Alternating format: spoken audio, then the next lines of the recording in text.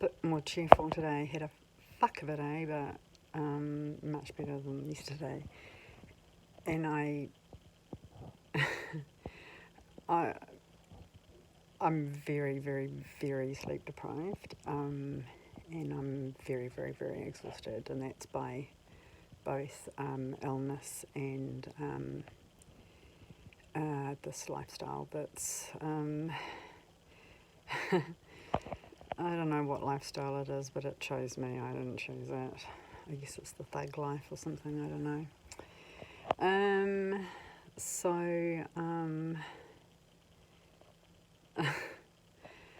I have got two backpackers, and I'm not going to go into too much sort of detail about that, but I'm, got somewhere to rest my bones for a while, and I'm happy here and secure until the next thing is, whatever happens. But yeah, and I just, I've had, this is going to be my second night here. My last night I was the only one in this dorm room. Tonight it's gonna be full, so I thought I'd just grab a moment to take some privacy, because otherwise I can't really make my videos, and my videos are important to me. They're largely for myself, but there's an extra dimension of benefit knowing that they're being viewed.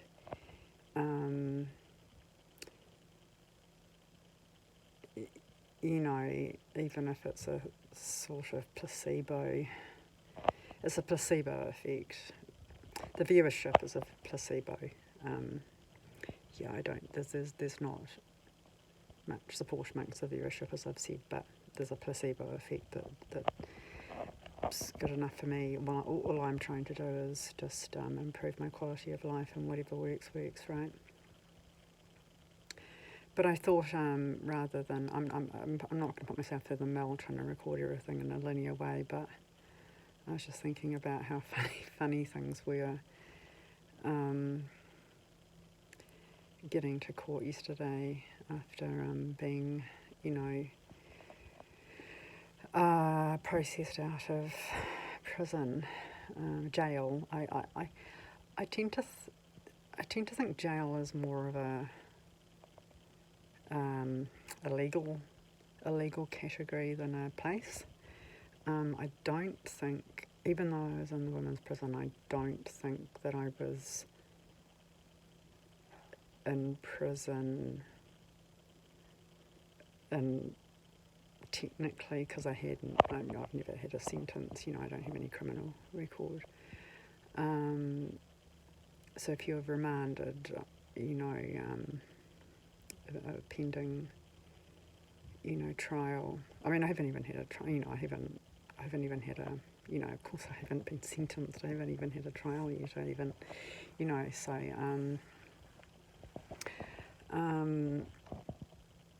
But yeah, it's quite funny.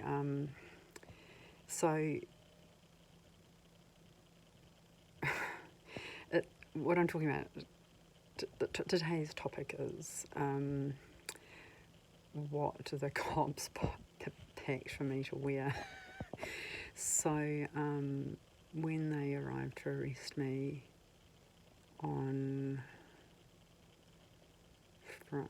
Friday morning, I think. No, Thursday morning,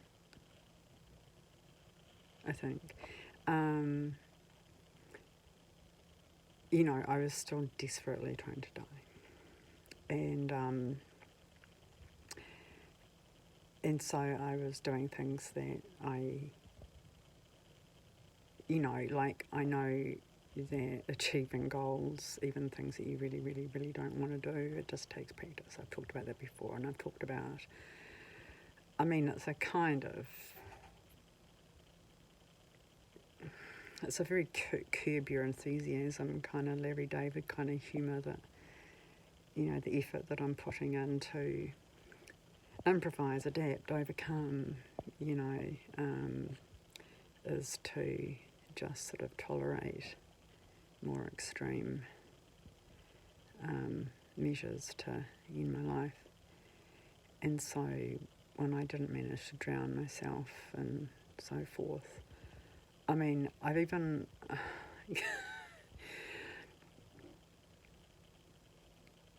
I take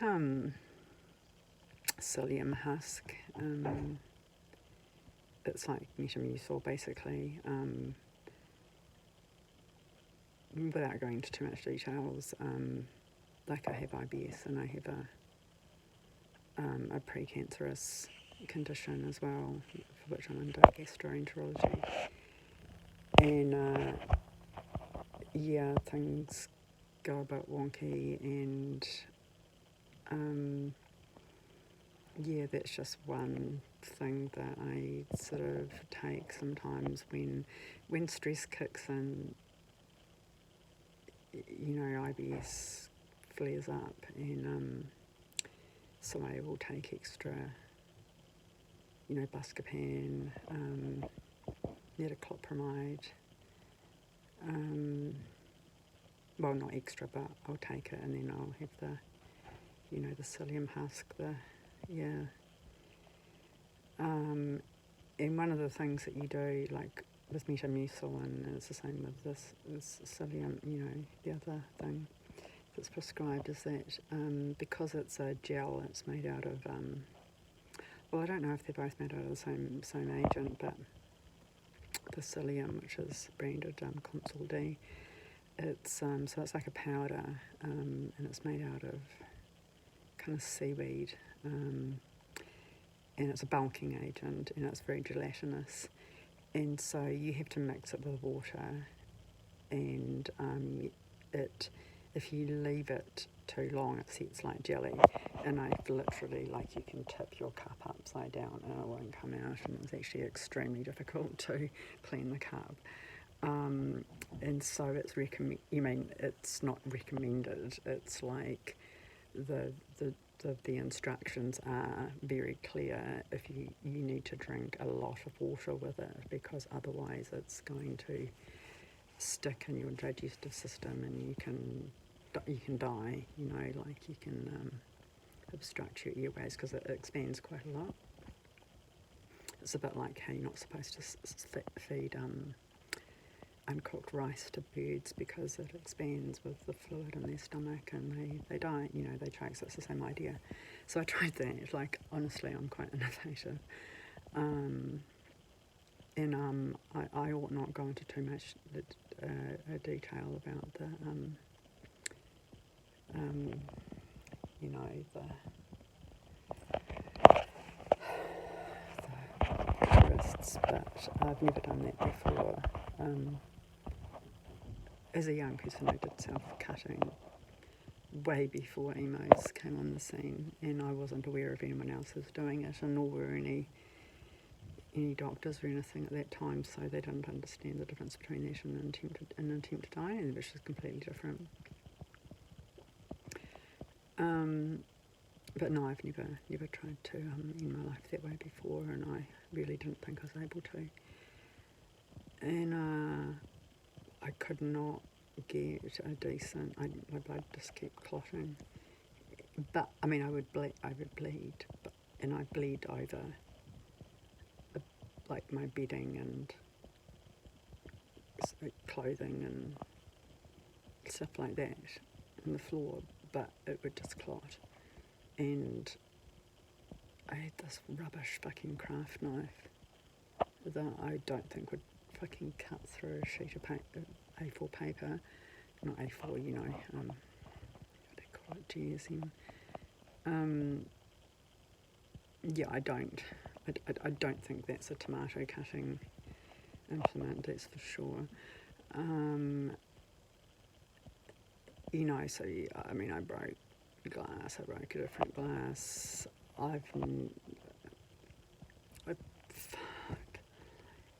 I seem to have just become immortal. I really have. But I don't want to say I'm living on borrowed time, because that's not what that term means, but I feel like I'm living on reclaimed time. Like Wellington is built on, a lot of Wellington's built on, the city, the harbour. The city surrounding the harbour is built on reclaimed land. I don't think that the life I'm living now belongs to me. I think I'm an intruder in my life, and I make a distinction between myself and my life. And I have really good reason to say that, because when people say, no, your life is so precious, whether or not they think so, or they treat me like that, or I think so is not the point. The point is that I'm not making a comment on whether or not I am valuable, precious, have so much to give, so much potential. That's not myself and my life are not this. They're not a monolith. They're two different things, and it's not to say that they can exist independently of each other, but it is to say that they're different things. So, erythropoietin, which is a hormone that's generated in the bone marrow and released into the bloodstream, which is one of the ingredients of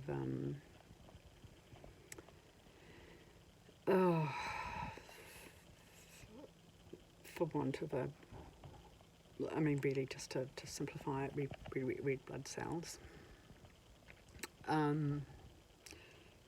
It doesn't make sense to say that erythropoietin has any particular meaning or intrinsic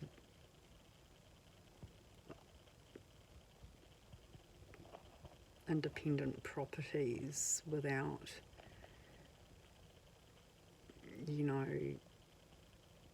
iron and oxygen, but just because something's not separable doesn't mean, not practicably separable, doesn't mean it's not intrinsically, or, they're not, it's a matter of identity, right? It's kind of like, these are metaphysical questions, and I don't mean metaphysical like the New Age flaky shit. I mean metaphysics as in the philosophical branch of ontology. So, myself and my life are not the same thing. Whatever it could mean to have them separated, I don't know, but the concept is a common concept, and whether or not one subscribes to the concept of the self being separate from its life, such as the belief that there is an afterlife, that the identity of the individual retains after it leaves the scientific, the realm of observable, empirical, of the empirical, I suppose, whatever, I don't need to reinvent the wheel here when it comes to talking about a concept, and understanding a concept does not mean endorsing it or agreeing with it or anything. It's just like, I wish people would just be a bit more open and less frightened of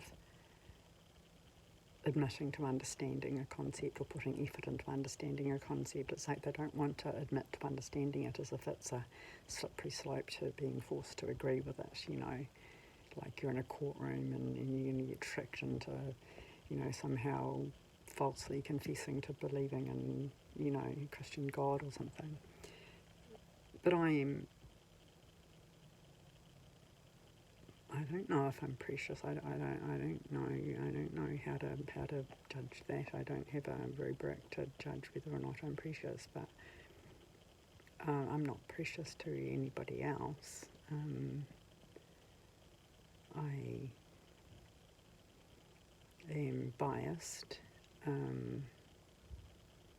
would rather keep myself, and I do believe in afterlife, but I don't believe that my identity as Caitlin goes into that afterlife. I believe that there is something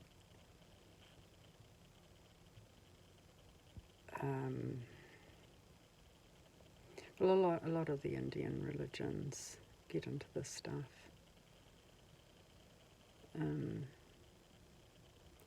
You know, there's the essence of the self, which Westerners could just refer to as the soul, I suppose. And I think it's Jainism, or it could be Buddhism, and I think it's called Podgala. It's all the material, not tangible material, but it's all the muck and grime that desires and sins and all kinds of things that attach to the soul, and it's that needs to be cleared for the soul for the essence to, move on to a higher plane of existence, which is not this life. So I'm not endorsing any religious concept. I mean, my private views are not what I'm expressing, but whatever it is,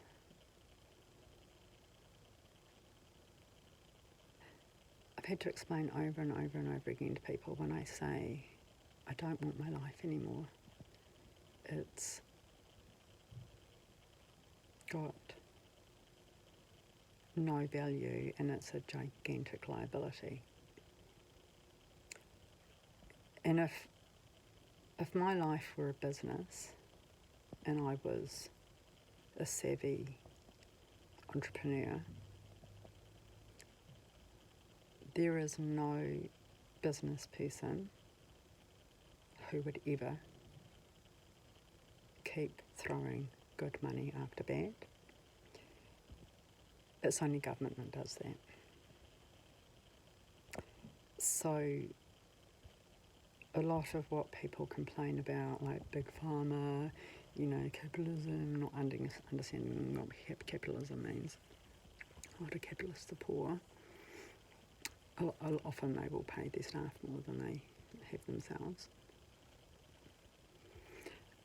Capitalism is simply privately owned business. But if you're going to be a savvy business person, if you want your business to succeed, and then tune into that evil monster who makes money and pays lots of taxes, even though people think they don't pay tax. They pay more tax than most people earn, which some people find absolutely outrageously, horrifying. It's like, dude, they're paying what Treasury is using for the Commons and for monetary fiscal transfers. Okay, they're holding it together. No, it's not shocking that they pay more tax than the average person earns, because guess who's getting the money? Not them, the people who don't earn as much, right? That's what happens in a social democracy. That's what happens in the Scandi countries, which are capitalist. Very, very, very robustly capitalist, and the capitalism is very strongly nurtured by the government and given a pretty free market operation. Because again, capitalism and market economics are not the same thing.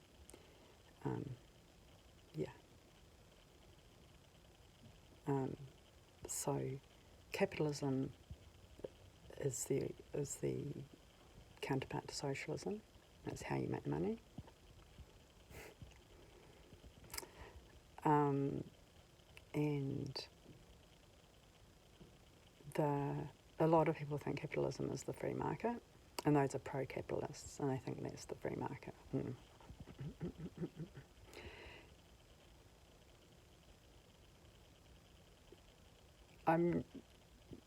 China's a bit enigmatic, but China has capitalism, and that's how it's risen.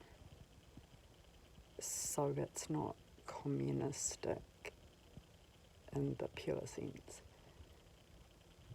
but there is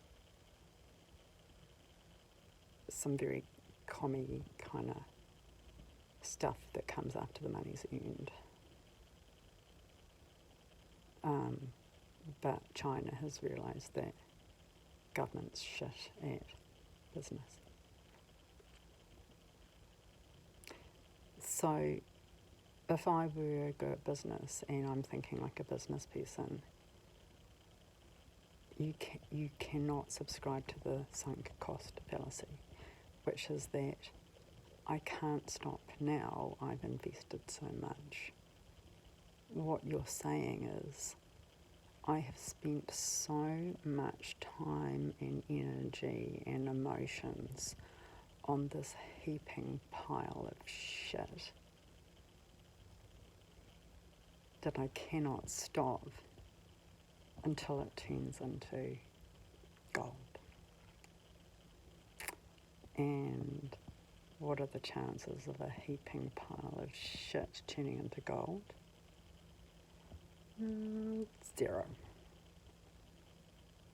Doesn't matter how much more of yourself and your resources or other people's resources you pour into it, the heaping pile of shit is going to get bigger and stinkier. It is not going to turn into gold. So that's why people who earn a lot of money, or businesses that earn a lot of money, and bear in mind that earnings are not wealth and earnings are not spending choices. Warren Buffett,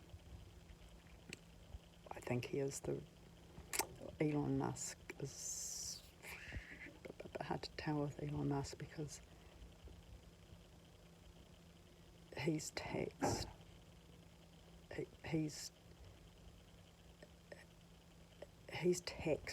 every which way. He's taxed in dimensions that shouldn't even exist, like, doesn't mean he doesn't haul in heaps, but he's got a very, very, very high appetite for risk. And ordinarily for, a business entrepreneur, an appetite for risk would really mean they've got a tolerance for risk, I suppose. A high tolerance for risk. It would usually mean they would have a high financial tolerance, as in they've got enough equity that if their business fails, they've got probably 100 more businesses that can, they're never gonna, they can financially afford to take risks, risks can pay off big, or they can sink you. And Elon Musk has a high tolerance for risk psychologically. So he's gone bust, and he's been, he has been on the cusp of total financial ruin numerous times, even after having, he constantly takes really big risks. Whatever you think of the guy, and I'm 75% pro, from what I know, whatever you think of the guy, he's not there for material gain. And he's not there to protect his financial assets. He's there, he uses money for reasons that if anyone bothers to actually listen to him, you will understand are not about making money. And he is willing to become a pauper in pursuit of those. Now, that's not an endorsement of Elon Musk. I have said that I'm 75% pro. I love the fact that he thinks from first principles, and that's a really incredible concept to look up, which people don't understand. And as an aspect, and he obviously is too, and I think he stated as much. We tend to think from first principles, and that's why nobody fucking understands us, and they think we're fucking stupid. So for every Elon Musk there is out there, there's one of me. Well, there's 50 of me, or 100, or 1,000. So I think from first principles, and people just think I'm a half-wit. Because in humankind, evolution favours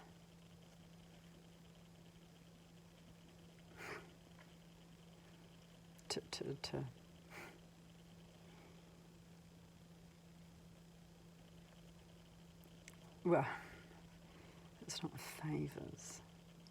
Evolution doesn't allow, how do you even put it? You cannot evolve as an individual. You can only evolve as a species, and that's a breeding pair. And there are people talk about women and men evolving differently. That is impossible for a breeding pair. You cannot evolve without breeding, because evolution doesn't happen to individuals, it happens to species and over lifetimes. So survival of the fittest is not about an individual, it's about genetic modifications through through reproduction. And to reproduce, you need to be alive. More or less, right? And you need to be sexually viable, as in sexually attractive. And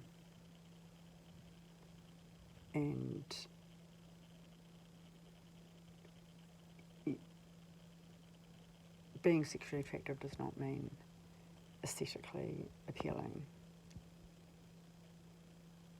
For a woman, you're sexually attractive generally to men who are much better looking, because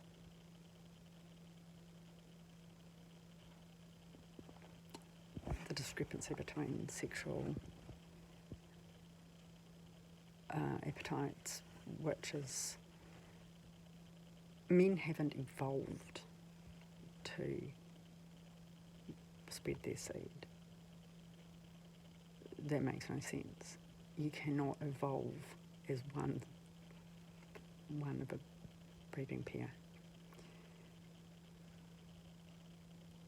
Women have evolved to have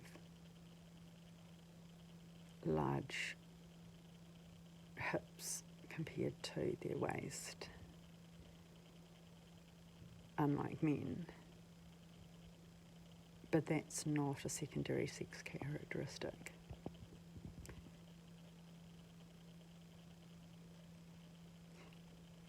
So gametes and you know, the reproductive gametes are the, you know, sperm or ova are the most primary sex characteristics. But you generally need a bit of extra paraphernalia, like uteruses and vaginas and penises and testicles and, you know, physical sexual function and that kind of stuff. But those are not evolved. It's just that we evolve through sexual selection. and through survival of the fittest. So the reason women have larger hips than they do waists and than men do is not because that is in the human genome. It's because women with larger hips tend to survive childbirth. And then men have become, I don't know if it's a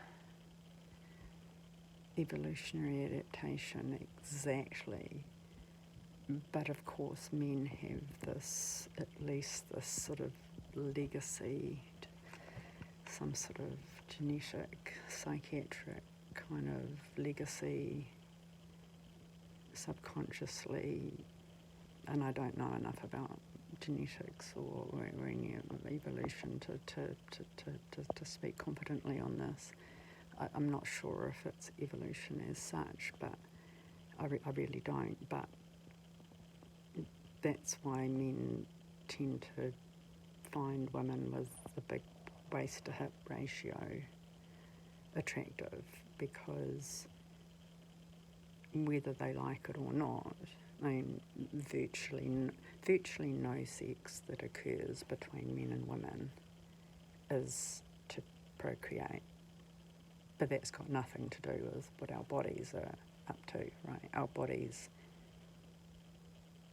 if women are ready to have sex physically, that readiness to have sex is their body's best efforts to knock them up.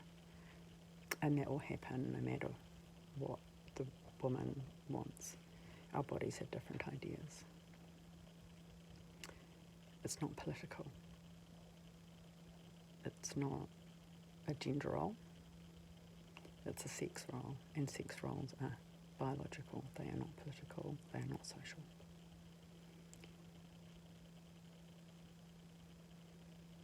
Infertile women will still, their body will still, the cervix actually lifts and changes position.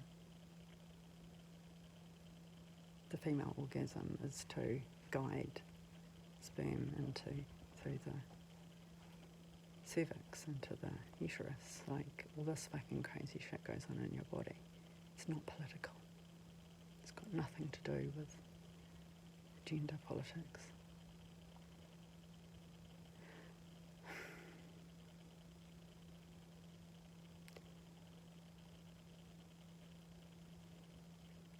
And I've spoken before about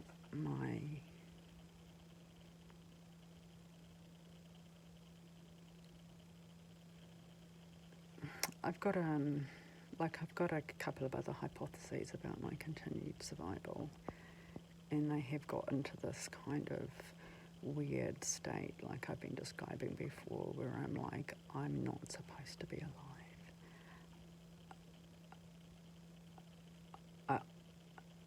I don't have that's not a hypothesis.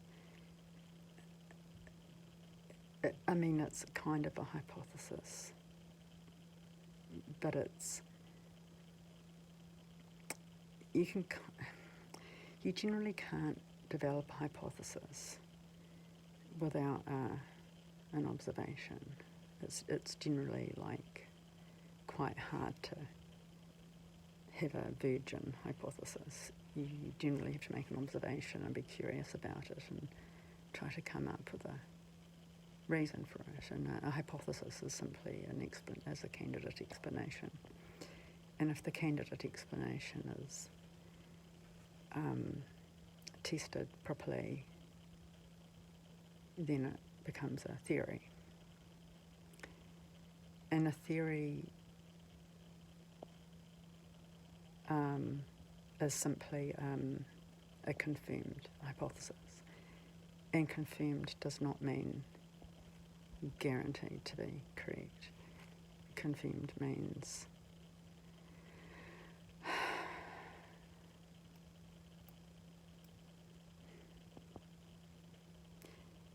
it's very, very difficult to I get a trigger response when I try to talk about this stuff, because I either talk to scientism proponents who think that they're science-minded, but they're not. They're just scientism, and scientism is a complete, not only excessively faithful in science, and you're not. There are these wankers who go, oh, you can't say that you believe in science or that you trust science, so that's not how science works. And it's like, I didn't say that's how science works. I'm saying I believe it.